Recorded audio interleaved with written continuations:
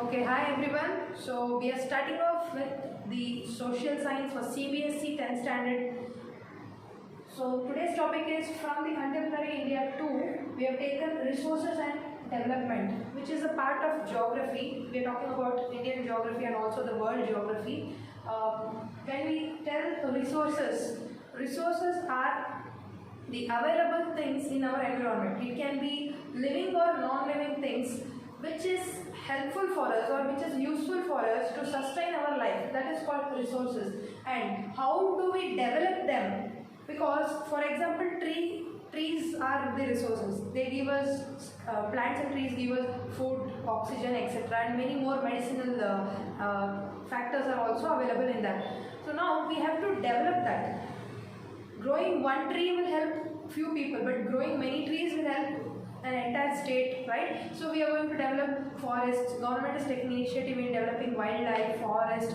It will build projects like dams, etc. So all these are developmental projects. We have resources, we have to make use of that, and we need to develop. And also, we have to not spoil the environment, because this planet is for us and also for the future generation. If we spoil this, then the resources will be not efficiently used, and for the future generation there will be no available resource, or the available resource may be contaminated or it may be polluted. So we need to take care of everything. So this chapter we will be discussing all those things: the resources, development, what are the problems faced, and how are the government and the world organizations taking care of that. Okay, to start off with, what is a resource? So resources, that is everything which is available in our environment, is called resources. Resources are everything in our environment. So what is that everything in our environment? We have the living and the non-living components, that is abiotic and biotic. Abiotic are, you have studied in your science, the air, water, soil, etc. Water, air, soil. Biotic are plants, animals, which are living organisms. Okay, this is a part of resource. Then the technologically accessible things. What is technologically accessible things? Some researchers or scientists found that there is water available in the underground of the earth. We are all living at the surface of the earth. Water is available inside the earth. That was researched. Now, it is the fresh water also. How do we extract that? How do we make use of that? Then came the technology. The bore wells or certain technology came where we can draw the water from the ground. So this was a technology. And later, again, somebody invented that the water falling from a height can rotate a turbine, and this turbine can generate electricity. So this invention made us to invent current and then related equipments like bulb, fan, etc. So this is all technology. So it should be technologically accessible. These are also resources. Then comes the culturally feasible and economically feasible and culturally accepted. Economically feasible. Okay, what is this word? Economical means it is all the matter of money. Can we make money out of these resources? Now, government understood that, not government, human being understood that there are minerals inside the earth, that is gold, silver and other metals like iron, etc. So now, who has to take that initiative? Not a common person like me go and extract the iron, because I need lot of money, I need lot of technology. I might be rich, but the whole earth is not mine. It belongs to every person who is living here. So who has to take that initiative? Government. So government started its own companies at the public sector, and they started extracting these minerals, gold and other things, and they started selling it to the people. So even the government can make profit and the people can make use of the resources. That is called economically feasible. Can I make any benefit out of it? Now, an individual like a farmer understood that if I grow a paddy crop, I get rice, so that rice can be sold out, which is giving money. So the farmer made use of that. He is using the resources like air, water, soil which is available in his field and he is growing plants and he is making money. That is called economically feasible. Then culturally acceptable. Culturally acceptable is we know that there is a holy river called Ganga. Ganga is considered as the holy river where most of the Hindus took the the buried. If a person dies, he is burnt and his ashes are collected in a vessel, and they believe that if that ashes mix in the river Ganga, his soul will rest in peace. That was a belief, cultural belief. That led to problem. The river Ganga is now the most polluted river in India, and now it is also competing at the world level. So it is most polluted rivers among the polluted rivers in world. So it is can be accepted as culture. So we know that our food comes from plant and animals, right? So consuming some animals is not culturally acceptable. We can consume chickens, the hen or goat or sheep, anything. Even some religions believe that consuming the beef and other animals is also religious for them. But some religions, let's say some orthodox religions in Hinduism, people will not accept consuming non-veg itself. Even if they consume non-veg, they will not accept consuming cow. Cow is considered as holy animal. So, though it is a resource, we should not exploit that because it is not culturally accepted. Few things are accepted, few are not accepted. So, how do we define the resource now? The resource is that everything in the environment, you see, whatever outside, it is all resource. Now, some conditions are there. It should be a living component, like living or non-living component. It should be technologically accessible. Can you use some technology and take that? And it should be economically feasible. You have taken something, okay, I extract stones. Stone is, yes, it is still profitable. We can use that to build the houses and other things. Let us say some stone had no use, so you use lot of technology and you extract that. What is that useful now? What is it used for? So it should be technologically accessible, economically feasible. It should generate money or it should generate profit, and culturally acceptable, because we live in a democratic country and we have multiple cultures and traditions here. Our cultures should accept it. It should not be against our culture. So all this constitute a resource. Okay? Hope the definition is clear. Now we'll move ahead.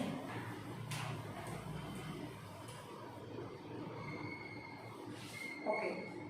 So if I put the resources in a vertex of a triangle, so in middle of the triangle we are human beings, because at the end of the day we are the one who is making the maximum usage of resources.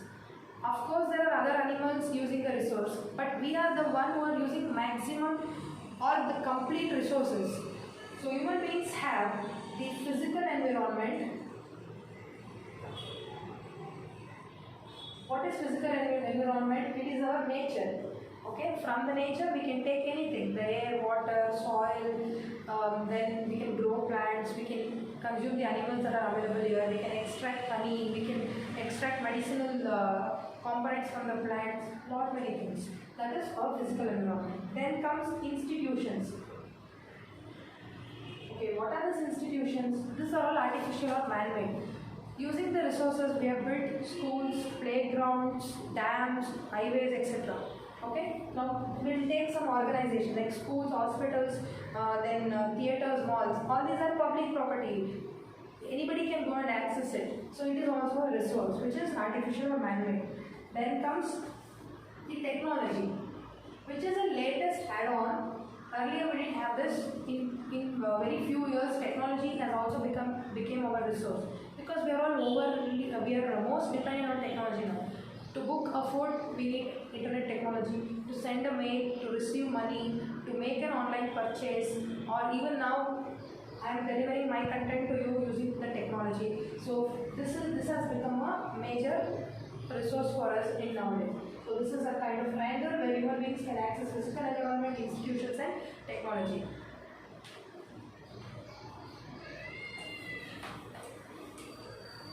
Okay, then moving ahead. So the process of transformation of things available in our environment involves an interactive relationship between nature, technology, and institutions.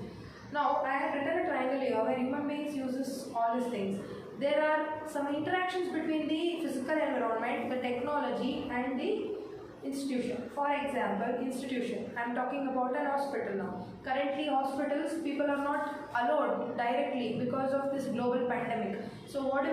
We access the technology, we check whether the doctor is available, and the government of India has released Arogya Setu app. Using that app, we can mention the things like are we suffering from fever, or we had a history of traveling to any country in the past 25 or 15 days. So all those things will be filled up. If we need some help through technology, government or the other private sector people will help us. They will give us an appointment or they will suggest us. Okay, that is institutions accessing technology. Now, technology accessing institution. Let us say there is an online company which offers online payments. Okay, so online payment is what? Transferring money, receiving money, etc. So for that, the technological company or technology has to access an institution. Let us say a bank is an institution. It has to access the, for example, the Google Pay or the Phone Pay technological company should access the State Bank of India or HDFC Bank to check whether the transaction has happened or not, or there will be some profit sharing between them. Okay, all those things will be discussed. Coming to the physical environment, let's say, okay, physical environment includes all plants, animals, human beings, everything, right? So we have to reach out to Delhi within 5 hours. So is it possible to reach out there? We use technology. We use aeroplanes rather than taking a bus or a train, etc. We use technology. So like this, there are interactions between each resources. Then, going ahead, human beings interact with nature through technology and create institutions to accelerate. So put it in one word, human beings will use technology. Why do they use this? To create an institute, to create an institution. Now, my example can be taken. I am a human being. I am using technology, that is the Android phones or the computer, and then the internet technology, the camera, everything is being used by me. And what am I doing? I am creating an institute. I have got a small institute. I am delivering my service to the people and I am making my living. Okay, so this is how we can define. Human beings use technology to create an institute. Now, how are these resources classified as? We understood what is resource, everything, and of course it has to be categorized. Even the human beings are categorized into male, female and transgender. So similarly, we have categorization here. So the types of resources are, so we can say on the basis of origin, it is all the same resources, but it has an external factors, like on the basis of origin. Origin is where they started evolving, where they got created. So depending on that, we have biotic and abiotic. That is the living and the non-living component. This is the first type. Then, on the basis of exhaustibility. What is exhaustibility? The trend of getting over. Like we have got 1 liter of milk in the morning, it gets exhausted. We use that and it gets emptied, right? That is exhaustible. And again, we have to go and purchase it. Similarly, in this environment, the physical environment, we have two types. One is the renewable, other one is the non-renewable. So it is like the more and more you use, it is still getting generated day by day. Means it is being put back to the environment, which you have studied in your science, that the food which you consume from the environment is again decomposed and given back to the environment. Again the things will come back to us, be sent back to the environment. So that is renewable, which can be made use again and again, which will not get exhausted, which doesn't get over. Non-renewable is once you use, it gets over. Of course it gets created, but it takes a lot of time. We'll take an example. Renewable is using sun's energy, then wind energy. The more you use, it is still getting generated. It is abundantly available in our environment. Whereas the non-renewable is like fuel, the fossil fuel, petrol, coal, diesel, etc. You use it, it gets over. To again build that amount of petrol or diesel in the earth's crust or in the ocean bed, it takes lot of year and lot of year. We are almost in the urge where it has got completely exhausted. Maybe very few years are left for us where we can make use of the available fuel. Later on, we have to depend upon alternative energies. Like currently there are electric vehicles coming out, so we should depend on electricity. Someday even that gets exhausted or that gives some side effect or problem. Then we have to depend on something else, like using the hydrogen gas, where we don't have any technology to use that, but there is an alternative still. So that is called non-renewable resources. Then, depending upon the ownership, on the basis of ownership, that is,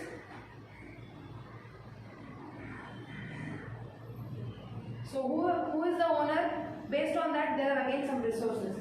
Like I am an individual. I might have some space in a city and some space in my village. Okay, maybe 1 or 2 acres. So I am owner to that. It is my individual property. Okay, now that land is a resource. Of course, land also comes in abiotic component, which is a non-living component, but it is based on origin. Now, based on ownership, that part of land is mine. That resource belongs to me. Similarly, the community. One is individual ownership. Individual resources. Then coming to the community resources. Community is, let's say I am an Hindu, I have some 10 Hindu people, or I am a Christian, I have some 20 Christian colleagues or people. We together go and build a temple or a church. Okay, that is a community property now. We all together took that from government or we added our savings and we purchased it. Okay, it belongs to our community only. The church can be used by the Christian community itself. Similarly, a temple is used by a Hindu community, like that. So it is called community. Let us say there is an apartment. Apartment people have their own swimming pool, their own garden, playground, play area, etc. Okay, running court or badminton court, anything. That is being used up only by that apartment community. The neighboring apartment people cannot make use of it. So that is called community resources. That is the ownership of the community. Then coming to the nation's then coming to national resources. So national resources are what? Let's say the state government or the central government, they have their own resources. Let's say the highways, the government offices, hospitals, and then the railway tracks, everything belongs to the government. I can say this building or this space is mine, or the church people can come and tell this temple or this church is mine. Okay, but the adjacent road doesn't belong to an individual or to a community. It belongs to the government. That is the national resource. Similarly, we have international resource. What are international resources? The Indian Ocean is being shared by the Sri Lankans, also by the Indians. Okay, let us say there are some important minerals or essential things which are available in the Indian Ocean. It is being shared by both the Indians and Sri Lankans. Similarly, there is some ocean or the river which surrounds 2 or 3 countries. That has to be shared equally by all those countries. That is called international resource. It is an international property. Okay, so similarly, airways, since many flights keep traveling from different countries, so airways are the properties of international community.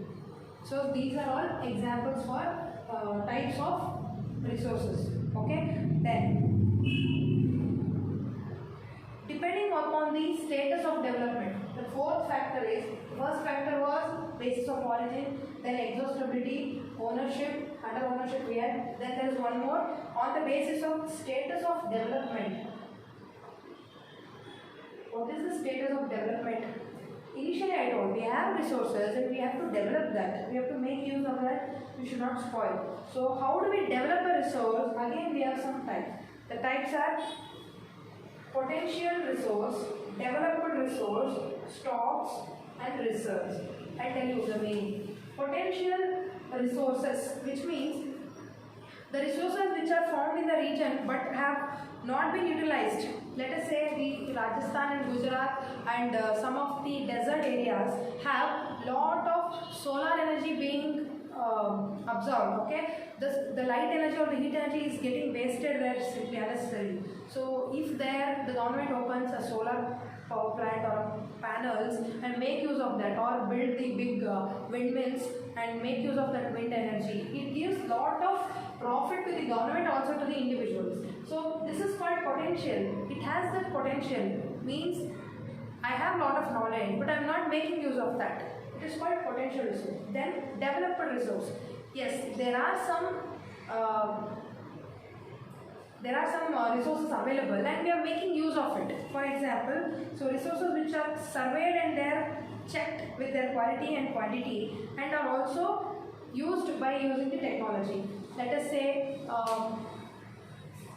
the researchers found that the water that is flowing from river Kaveri can be used to generate hydroelectricity. So immediately Karnataka government built a dam or built a power plant, hydroelectricity power plant, and made use of it. That is called a developed resource. Okay, it was available and we made use of it. Directly it was not used.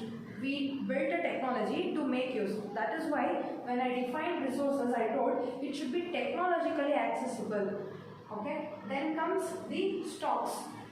There is abundant amount of resources available, but we don't know how to make use of that. So what is that? We'll take an example. So water is a compound which has two gases. The H2O is water, which has hydrogen and oxygen. Both gases are there.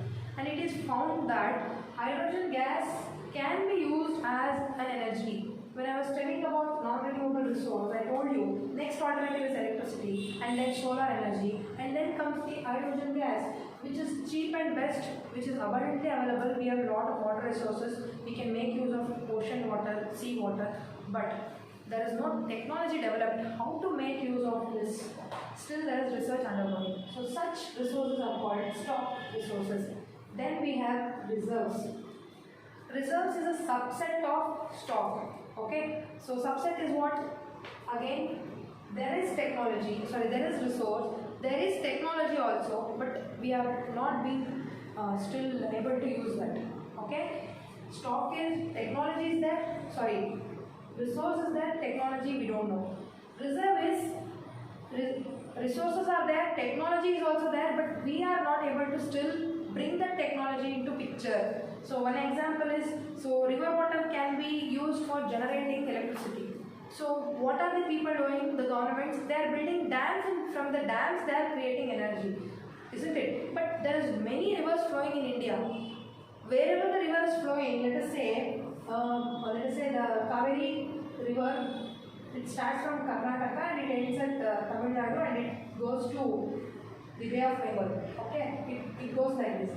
In Mysore we have got KRS dam. Okay, maybe in Tamil Nadu we have one or two dams, I think. So there only the hydroelectricity power plants are established and electricity is generated. What about the in-between points, wherever it is running? We are not making use of that. Resource is available, we know the technology, but we are not making use of that. We are not using that as many times as we can. So that is called a reserve, which is similar to stock, but it is a subset. Okay, see, these are the types of resources. I'll again brush up this concept. So on the basis of origin, we have biotic and abiotic components.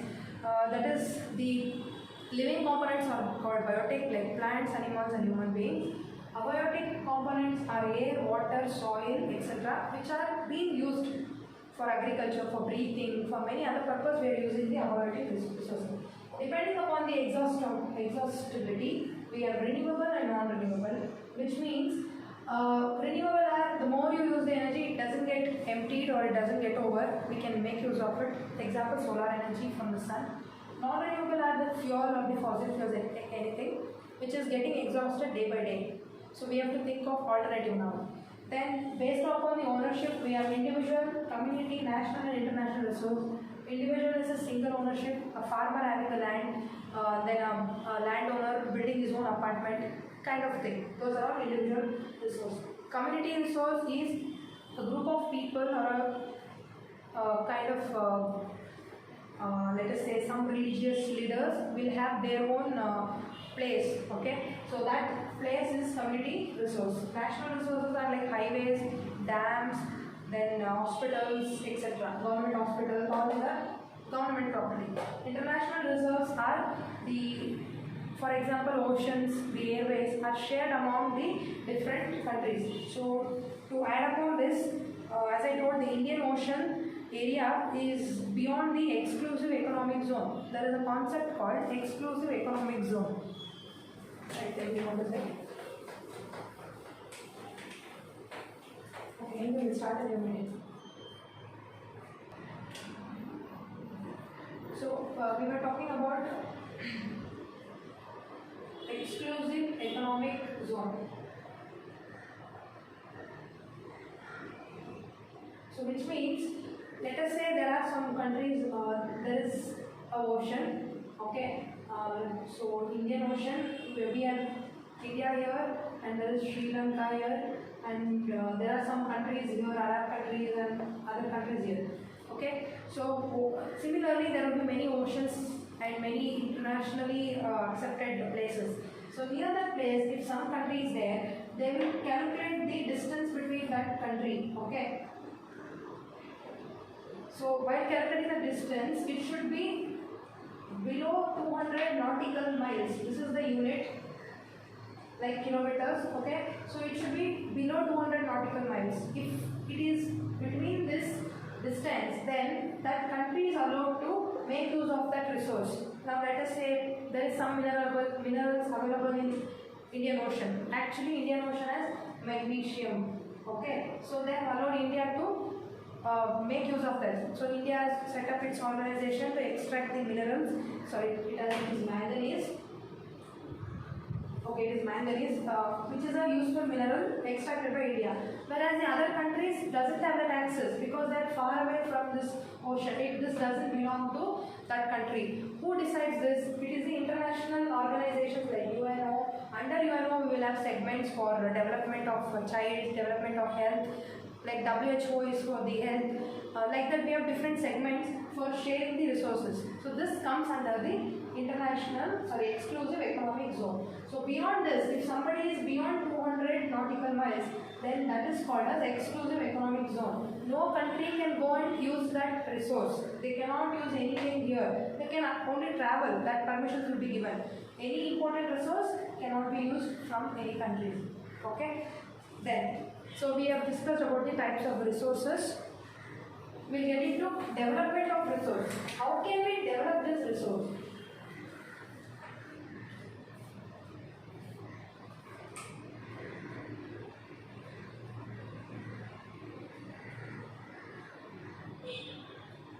Development of resource is making use of it.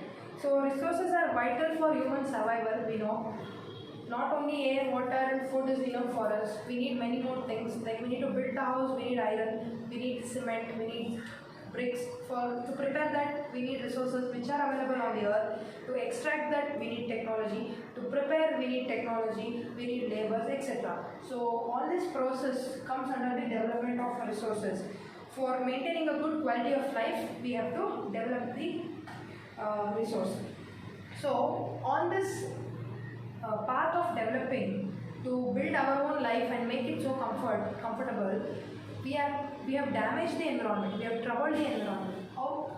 As most of us know, the ozone layer has got depleted because we started manufacturing the washing machines, the refrigerators and the aerosol sprayers. Okay, so all this generated CFC, chlorofluorocarbon, and this made the ozone layer to get depleted, means the layer got damaged. Due to that, the harmful UV radiations are entering into our earth. So indirectly, we are spoiling the resource. Okay, this is one, and we have created lot of pollution in the world. Okay, it can be water, soil, noise, thermal pollution, so many pollutions. Now electronic waste have been dumped in each country. More and more electronic goods we are using, the mobiles, the telephones, or the TV, televisions, computers, laptops, etc. Once they are getting old or if they are not working properly, we dump that and we start using the others, which are all non-biodegradable. So we are adding waste to the environment, and which is a problem. Okay, so that is one, pollution. And then accumulation of resources in few hands, which in turn divided the society into two segments. So initially when the society started developing, that is when the civilization started, the resources were not equally divided. That is why in our society we have two categories, the rich and the poor. Each of us doesn't have equal resource. A person in a city like Bangalore doesn't have his own land also, but some person can have multiple lands depending upon his earnings, or his ancestors had already reserved all those resources for them. So it is like that, unequally divided. Resources are unequally divided. These are all some problems. Once we define problems, we can get into the solution or how to solve this development of resources. So unequal distribution has created poor and rich. Then exploitation of resources led to global ecological crisis such as global warming, ozone layer depletion. So the greediness of human being has made to global crisis. Crisis is a problem. It is not an individual's problem. It is a global problem. The whole world is facing problem due to the greediness of human being. That is why ozone layer depletion is creating problem to the entire world. Similarly, there is global warming. That is the heat. The earth is getting heated up. More and more heat is being added because we are cutting all the trees to make furniture or to build the homes or for any other purpose, to generate fuel, everything. So more the trees are cut, the deforestation is creating global warming. So like that, many problems like land degradation. We are using lot of chemical fertilizers to enhance the growth of the crop. So that is why the soil is becoming acidic or it is getting poisonous. So land is getting degraded. Degraded is once you grow anything in that land, it is done. You cannot make use of that land again. The soil is becoming incapable. So we go and we cut the forest and develop a new land. Again, the deforestation creates global warming. So all these are global crises. It is a global problem, not an individual's problem. Further going, there is a concept called an equitable distribution of resource has become essential for sustained quality of life and for the global peace. So what should have been? If this problem should not have been there, what should have happened? So it should be equally distributed. Anything you give equally, then it is their fate. You give, let us say we have some bag full of rice, you divide that equally to 10 people, they can eat 3 times a day or 10 times a day, it's left to them. You have given equally. So there should have been equitable distribution of resources. Equitable distribution of resources. This didn't happen. The world did not divide its resource equally to all the citizens or to all the human beings. That is why many problems are being occurred. Then further, there is a concept called sustainable development. Because of our greed, today we are cutting all the trees, we are spoiling the land. What about the upcoming generation? After 25-30 years, we get the new generation. That is our kids and then their kids, like that. So for those people, the environment is not good. It is already polluted and the land is already degraded. There is a lot of global warming happening, pollution, everything. How will they come and survive here? We are giving a spoiled earth to them. We enjoyed all the benefits and we are giving a spoiled planet to them. So this should not happen. Sustainable development means make use of the resource, but it should not be damaged, or it should be good enough for the upcoming generation. So if you handle it in such care, then that is called sustainable development. Sustainable is you can survive here. So to survive, we need development. So it should not be the opposite way. It should not be unsustainable. It should be sustainable development. How can we put it in good words? Sustainable economic development means development should take place without damaging the environment. Okay, you develop your own apartment, you develop something else. Use the things which will not damage the environment. And the development in the present should not compromise with the needs of the future generation. because we made use of everything, the future generation should not compromise. Let's say there is a cake is left at home. There are 3 kids. The elder kid should not eat up all the pieces. The elder kid should take its share and it should also leave the remaining share to the younger kids. If the elder kid eats up everything which is there in the plate, what about the other kids? So that should not happen. Sustainable economic development means make your development but without damaging the environment, and also do not let the future generation to compromise with their needs. In the future days they might not get good oxygen, so they need ventilators to be fixed to their vehicles or to their body and they should walk, and the future generation will not get rain. So what will they do for the water? Should they go depend on something else? Should they drink something else? So that should not happen. If you maintain in such a way, that is called sustainable development. Okay, we'll move ahead.